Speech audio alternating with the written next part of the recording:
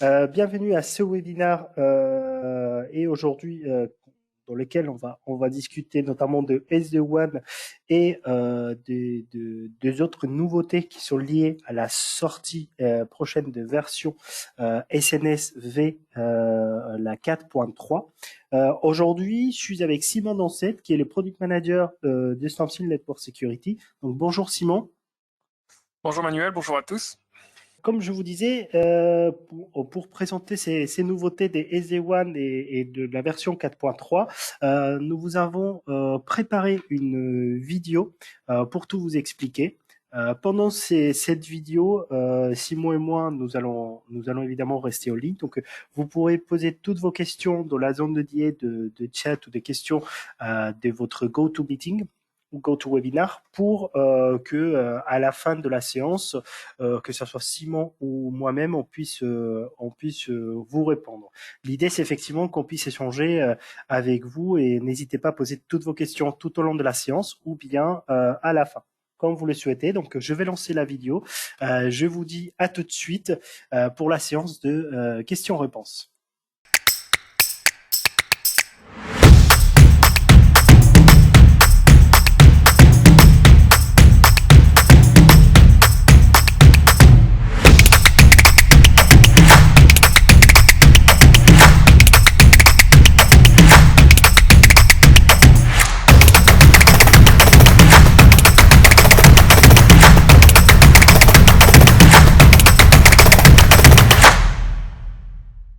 Bonjour tout le monde et bienvenue à notre émission, un nouveau format de webinaire conçu pour avoir plus d'interactivité avec vous, plus d'échanges.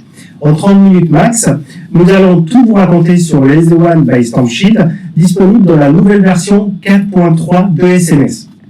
Et ensuite, nous allons passer à la fin de la réunion dans une séance de questions-réponses. Donc si vous avez des questions tout au long de la réunion, n'hésitez surtout pas à utiliser la zone de questions disponible sur l'application GoToMeeting pour nous poser les questions et on y reviendra après. Donc, comme je vous disais, à l'occasion de ces nouvelles sorties de version 4.3, nous allons vous présenter les SD-WAN de Stamsil, une approche qui s'avère et qui se veut sécurisée et de confiance.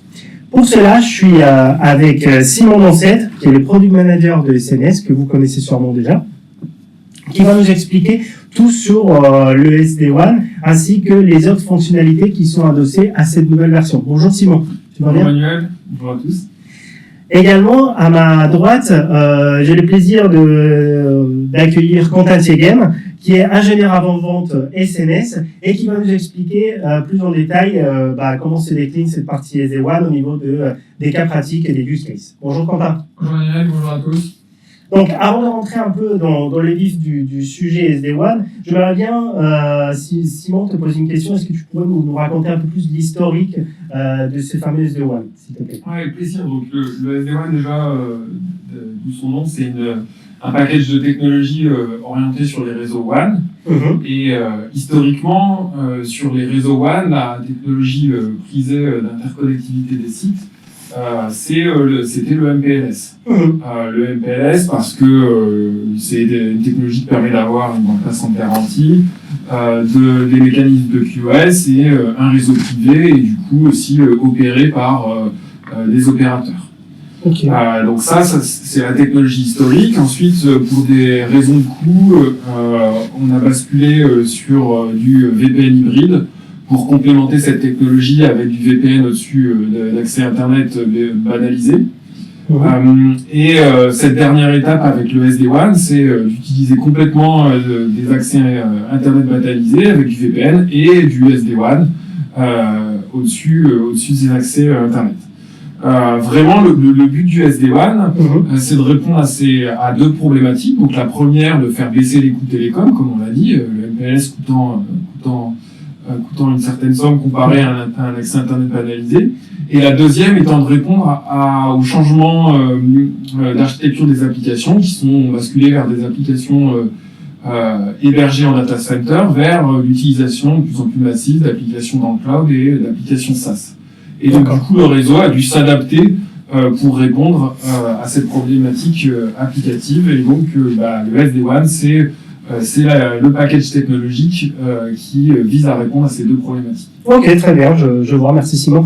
Quentin, j'ai une question pour toi concrètement. Comment ça se décline? Qu'est-ce que ça veut dire Oui, tout à fait. Donc le SD-WAN, en fait, ou Software Defined WAN, c'est une solution finalement qui a pour but d'aider les entreprises à gérer en fait les liens de différents opérateurs télécoms qui peuvent être déployés sur chacun de leurs sites, et le tout pour faciliter donc les connexions entre les différents sites au travers de ces liaisons, justement. L'idée, c'est donc en fait de créer un réseau WAN en fait en s'appuyant sur n'importe quel opérateur, n'importe quelle liaison et n'importe quel type de liaison. Le SD-WAN finalement c'est pas une fonction en tant que telle, hein, c'est un ensemble de fonctionnalités qui comprend notamment certaines des fonctions qu'on va vous présenter aujourd'hui, dont l'utilisation intelligente et automatique finalement des différents liens, de différentes liaisons en fait WAN, mais aussi l'interconnexion finalement sécurisée entre les différents sites pour former un réseau WAN unique qui va se baser en fait sur ces différents liens opérateurs, et puis aussi le routage intelligent des applications et des services. Ok, c'est très clair, je vois. Et maintenant, voyons un peu plus en détail qu'est-ce qu'on trouve dans cette version 4.3 avec SD-WAN. J'ai entendu parler du Best Link Selection. Oui, tout à fait, Manuel. Donc le Best Link Selection, donc la sélection du meilleur lien en français. En français. C'est une fonctionnalité qu'on a introduite dans cette version 4.3 et qui arrive au-dessus de fonctionnalités déjà existantes dans le SNS et qui font partie, on va dire, du package SD-WAN. Donc ces fonctionnalités existantes, c'est déjà on a le VPN de confiance déjà présent dans le SNS. Ensuite, on a la gestion multilien du SNS qui permet déjà de faire du load balancing, et le failover aussi pour la redondance. Donc avec ce Best Link Selection, on a introduit une notion de qualité et de performance sur les liens, et qui est mesurée de façon active par le SNS. Donc ça se traduit par des indicateurs qui sont mesurés sur des tests actifs, donc des indicateurs de latence, de gig, de perte de paquets. Et à partir de ces indicateurs de performance, le meilleur lien sera sélectionné pour le trafic business, et donc du coup de maintenir une qualité d'expérience de l'utilisateur sur ces applications, quelle que soit la qualité intrinsèque de l'accès Internet sous-jacent. Quentin, niveau cas pratique. Ouais, donc d'abord, pour résumer effectivement cette fonction, l'idée effectivement c'est de permettre de mettre en place une configuration pour que le meilleur lien en fait soit toujours sélectionné en fonction en fait d'un service, d'une application. Donc par exemple, si on prend le cas de la voix sur IP, on va vouloir choisir le meilleur lien pour ce service voix sur IP en fonction de la latence par exemple et de la gig, alors que pour une application métier, on préférera plutôt par exemple choisir le meilleur lien en fonction de la perte de paquets. L'idée en fait, c'est vraiment de router en fonction de la qualité du lien, suivant le service. Et puis on peut imaginer aussi après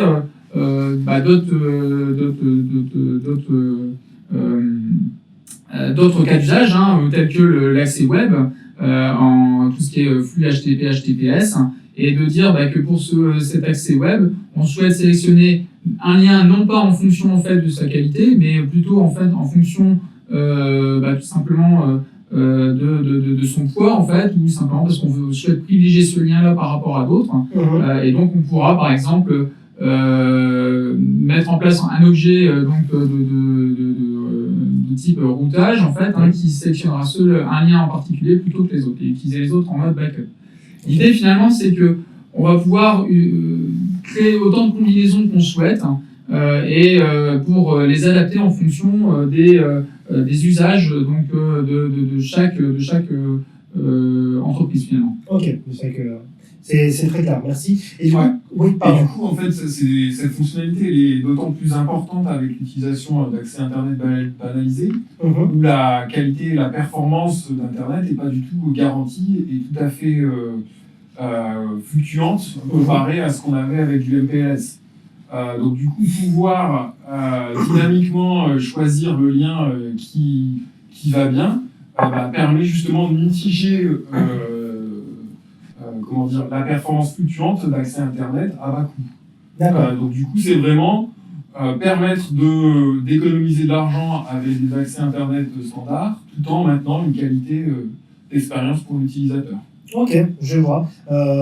Et concernant l'une d'autres fonctionnalités, c'est-à-dire les objets routeurs dans les routes statiques, qu'est-ce que tu peux nous en dire Alors, pour les objets routeurs dans les routes statiques, donc jusqu'à présent, les routes statiques, on n'avait pas la possibilité de configurer les objets routeurs au sein de ce panneau. Donc, avec l'introduction du Besting Selection, on a profité justement pour étendre cette configuration dans les routes statiques. Donc, paradoxalement, on introduit un comportement dynamique dans les routes statiques. D'accord.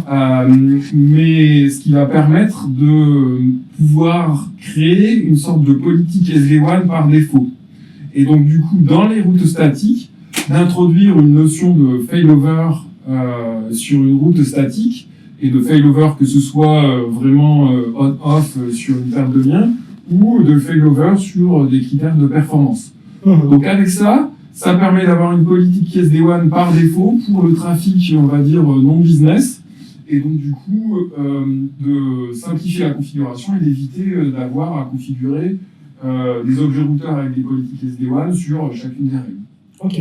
Ouais, donc pour compléter effectivement ce que Simon vient de dire, l'idée de cette fonctionnalité, c'est vraiment en fait de pouvoir proposer une gestion en fait multi-WAN finalement, donc gérer plusieurs liens dans le cadre en fait d'infrastructures simples, grâce en fait à l'usage de ces routeurs, de ces objets routeurs dans les routes statiques. Donc c'est plutôt finalement que de voir effectivement les mettre uniquement donc dans le PBR ou ou au niveau de la route par défaut, comme c'était le cas jusqu'à présent. Là, on va pouvoir vraiment l'utiliser pour permettre de gérer des bascules de liens donc d'un lien à un autre en fait dans le cadre de routes statiques, donc d'un chemin de routage particulier. Et l'idée en fait c'est justement de plus nécessairement avoir à s'appuyer aussi sur du routage dynamique comme on faisait jusqu'à présent dans le cadre en fait d'infrastructures simples, et donc dans le cas où on n'a pas forcément besoin donc de mettre en place de routage dynamique. Voilà, donc c'est l'idée. D'accord, merci Quentin. Et n'hésitez pas surtout à poser des questions si vous en avez sur ces fonctionnalités ou d'autres, et on en reviendra comme j'avais dit en introduction à la fin. J'ai une autre question en fait, Simon, concernant la QoS et les améliorations qui ont été effectuées là-dessus. Alors en 4.3, du coup, on améliore cette fonctionnalité de QoS qui est complémentaire au Besting Selection et qui fait partie du package SD-WAN. Cette fonctionnalité de QoS, donc il y a deux améliorations principales. Donc la première, c'est qu'on bascule d'une configuration où on avait une configuration de bande passante globale au SNS vers une configuration par interface pour pouvoir mieux gérer la partie lien multiple et donc du coup d'avoir une configuration qui s'adapte mieux dans le cas du Besting Selection. Et la deuxième amélioration est plutôt une amélioration du moteur interne pour avoir une QoS plus efficace et plus performante. Ok. Quentin, là-dessus, tu as un cas d'usage ? Ouais, enfin d'abord, pour repréciser, cette fonctionnalité de QoS, donc, elle n'a pas pour but finalement de remplacer des solutions de QoS dédiées. Donc, l'idée en fait, c'est que dans tous les cas, une solution de QoS en fait embarquée dans n'importe quel firewall UTM ne remplacera jamais en fait de solution dédiée. Cela dit, les opérateurs en fait, donc sur les réseaux MPLS proposent depuis longtemps en fait des capacités de QoS, donc des capacités de classification notamment en fait du trafic sur leur réseau. Et donc évidemment qu'une solution SD-WAN se doit aussi de pouvoir proposer une solution en fait de QoS qui permette en fait de répondre à certaines attentes en fait de réservation de bande passante, notamment ou de classification du trafic. Donc c'est ce qu'on fait avec SNS, avec notre QoS embarqué en fait sur le SNS, c'est vraiment être capable de faire de la limitation de bande passante, de la réservation de bande passante, de la classification en fait de trafic. Donc Donc voilà, globalement, ça va, et on pourra l'appliquer bien évidemment en fait en liaison avec des services, des applications. D'accord, je vois très bien. Merci Quentin pour cette précision. Et qu'est-ce que tu peux nous raconter, Simon, là, au niveau de nouvelles fonctionnalités? Qu'est-ce qui va arriver après, enfin, ou ensuite? Donc, le SD-WAN, ça s'arrête pas avec cette version 4.3. Donc, dans cette version 4.3, on a traité l'aspect réseau et gestion de la connectivité et gestion de la performance. Dans la prochaine version qui suivra, on traite l'aspect détection du trafic et classification du trafic en introduisant la notion de web service. D'accord. Donc, avec les web services, donc on aura une liste de web services prédéfinis qui sera disponible au sein du SNS avec un peu plus d'une dizaine de web services.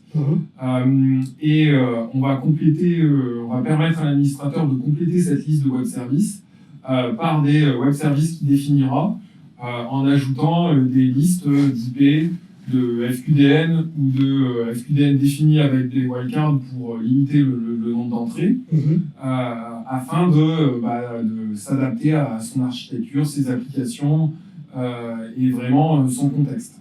Ok.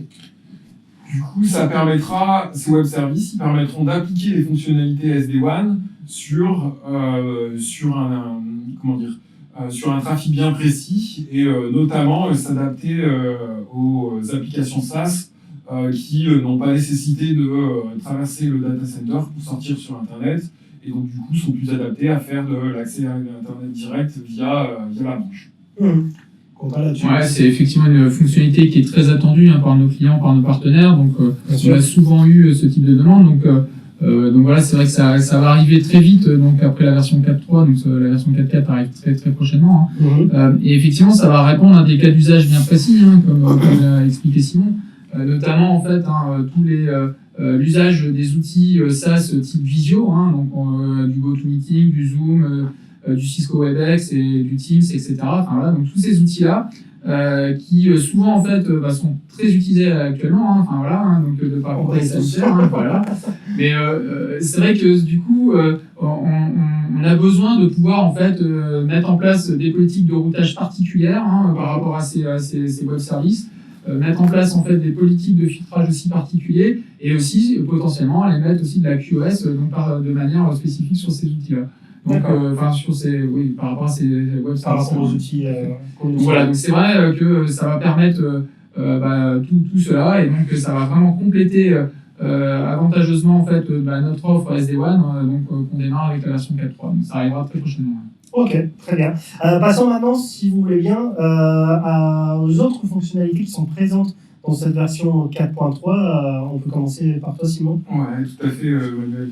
Alors en 4.3, donc on a d'autres fonctionnalités complémentaires à la grosse fonctionnalité de SD-WAN. La première, qui peut paraître anonyme, c'est une amélioration de la partie radius et de la configuration du radius, avec deux aspects à ça. La partie possibilité de configurer un timeout sur le radius, et puis la partie gestion asynchrone du radius pour faciliter l'intégration avec des solutions d'authentification fortes. En contexte de télétravail, c'est d'autant plus important de renforcer les accès VPN, la sécurité des accès VPN, donc c'est d'autant plus important de pouvoir s'intégrer avec des solutions de gestion d'authentification forte. Alors, c'est pas si anodin que ça, cette amélioration. C'est vrai que ça va nous permettre de cette amélioration en fait de cette fonction radius d'être encore mieux compatible en fait avec des solutions double facteur d'authentification. Donc aujourd'hui, on est déjà compatible. On fonctionne déjà avec des solutions telles que Inwebo, telles que RSA, telles que Cisco Duo, Gemalto et d'autres encore. Donc de par le fonctionnement en fait via un serveur Radius. Et l'idée en fait de cette amélioration, c'est de pouvoir être compatible en fait avec d'autres fonctionnalités de ces sur ces solutions de double authentification et notamment une fonctionnalité qu'on appelle le mode push. Le mode push qui est un utilisateur va pouvoir valider son authentification forte en fait, sa double authentification non pas en recopiant un OTP dans un champ OTP spécifique, mais en validant directement l'authentification sur son application, sur son smartphone. Et puis le firewall du coup reçoit donc la réponse en fait directement à Radius et valide en fait l'authentification de l'utilisateur par ce biais-là. Donc c'est vrai que c'est un usage qui est de plus en plus répandu parce qu'il est simple tout simplement. Oui. Et donc voilà, avec la version 4.3, on va pouvoir répondre à ce type de besoins et grâce à l'amélioration en fait encore une fois du service Radius. Ok, parfait. Et alors après c'est pas tout malgré tout parce que c'est vrai que de manière concomitante en fait à la sortie 4.3, on travaille aussi en fait sur une nouvelle version du client VPN SSL, donc qui va être une version 3.0, qui va aussi apporter en fait des améliorations sur la gestion justement tout ce qui est authentification forte, double facteur. Sinon je te laisse détailler un petit peu ça. Tout à fait, Quentin. On a 2 points importants sur cette version-là du client VPN SSL. Le premier, c'est une amélioration des traitements de synchronisation, d'authentification avec le SNS et donc du coup avec le Radius pour améliorer l'intégration et fluidifier les authentifications. Et le deuxième point, c'est un point d'amélioration ergonomique pour la gestion de l'authentification avec ces solutions d'authentification fortes et donc délocaliser l'ajout de l'OTP, du deuxième facteur d'authentification, dans un champ dédié du client VPN et donc du coup avoir une ergonomie pour un utilisateur non technique qui est beaucoup plus simple et facile d'utilisation. Ok. Et il y a d'autres fonctionnalités? Oui, bien sûr. Alors, on a d'autres fonctionnalités orientées plutôt administration et gestion du firewall. Donc la première, c'est sur la partie gestion de l'authentification sur le SSH et la console, avec la possibilité d'ouvrir l'authentification sur le SSH et la console à d'autres administrateurs que le super administrateur.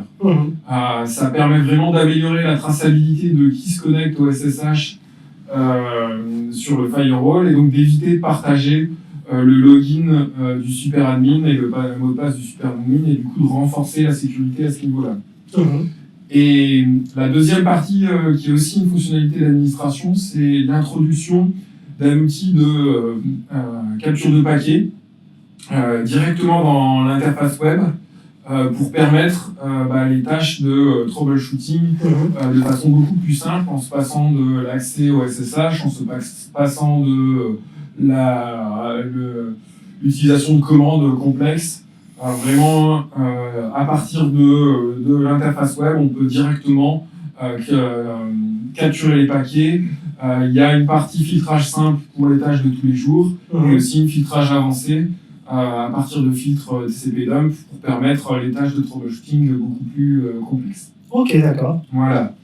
Et la dernière fonctionnalité qui intéressera plutôt nos clients industriels, c'est l'amélioration de notre support applicatif et donc du coup la gestion des protocoles Softbus Latbus de Lacroix Sofrel et donc du coup de permettre dans les environnements de gestion de l'eau, gestion de l'énergie, une meilleure sécurisation de ces environnements-là et donc du coup un meilleur filtrage protocolaire, un meilleur filtrage des commandes pour réduire la surface d'attaque dans ces environnements-là et éviter les problèmes. Ok, d'accord. Merci beaucoup Simon et également merci Quentin, c'était effectivement très clair. Donc voilà pour la vidéo. J'espère que vous m'entendez, qu'il y a que voilà. Juste pour vous dire, si vous avez encore des questions, je vois qu'il y en a quelques-unes déjà de poser, donc n'hésitez pas à les poser dans la zone de questions des GoToWebinar et avec Simon on va y répondre. Donc j'en ai déjà une.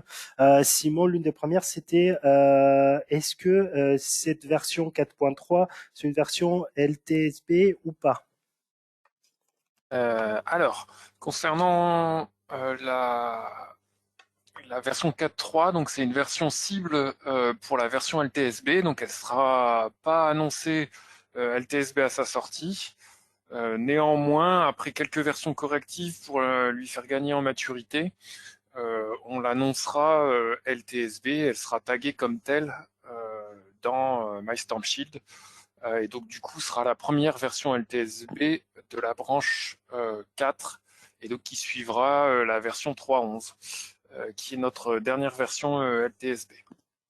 Ok, j'espère que c'est plus clair. J'en ai une deuxième concernant la disponibilité de la version 4.3. Tout à fait. Alors, concernant la disponibilité, donc cette version est déjà disponible auprès de vos revendeurs, intégrateurs, distributeurs pour que leur permettre de la tester, valider et aussi de l'installer chez vous s'il y a des cas précis ou des besoins précis qui auraient été présentés et qui nécessitaient cette version. Et elle sera disponible de façon générale à tout le monde normalement le 9 février à venir. D'accord. Donc, nous ne manquerons pas de vous envoyer effectivement les informations par email pour la disponibilité de cette version avec Améline et un accès pour pouvoir la télécharger, la version. J'en ai encore d'autres questions, Simon. Donc, quelles sont plutôt les solutions MFA compatibles et est-ce qu'il y a aujourd'hui une matrice de support là-dessus? Donc comme on l'a cité, on en a cité plusieurs durant la vidéo et la présentation. On n'a pas de matrice de compatibilité à l'heure actuelle. La raison principale étant qu'on utilise le protocole Radius qui est standard pour cette intégration, ces intégrations, et que donc normalement toute solution qui utilise du Radius est compatible avec le SNS. Néanmoins, côté ingénieur avant-vente, commerce, on a fait des maquettes et des tests avec plusieurs solutions comme Inwebo, Cisco Duo, Gemalto, RSA et ainsi de suite. Et qui fonctionnent. Donc si vous voulez plus d'informations, je vous suggère de poser la question à votre ingénieur avant-vente ou votre commercial qui pourra vous répondre et valider avec vous. Il y en a d'autres qui arrivent. Donc, est-ce que ces fonctionnalités SD-WAN vont permettre de remplacer le lien MMPLS d'un opérateur? Alors, c'est le but de SD-WAN de pouvoir remplacer un MPLS. Après, en fonction du client, des cas d'usage, de son architecture, c'est quelque chose qu'il faut évaluer au cas par cas en fonction des besoins et donc du coup faire une étude avant de prendre sa décision parce que c'est pas quelque chose qu'on fait à la légère. Ok. J'espère que c'est plus clair pour la personne justement qui a posé la question. Concernant le Traffic Shaper de la QoS, à quoi cela fait-il référence exactement? Alors, le Traffic Shapers, donc c'est une notion qu'on peut retrouver dans d'autres mécanismes de QoS ou chez d'autres vendeurs. Donc chez Stormshield et sur SNS, la notion elle est similaire et c'est le mécanisme en fait qui va mettre en place la QoS et donc du coup faire l'action sur les paquets pour appliquer les politiques définies dans les queues et aussi mettre en place le débit max qu'on pourrait utiliser pour de la limitation de bande passante par exemple. Et concernant la compatibilité de Storm Shield Management Center, donc la solution SMC avec SD-WAN, est-ce qu'il y a aujourd'hui une compatibilité ou pas encore? Alors, à date de la sortie, SMC sera pas encore compatible avec la fonctionnalité de SD-WAN, avec ces ajouts-là.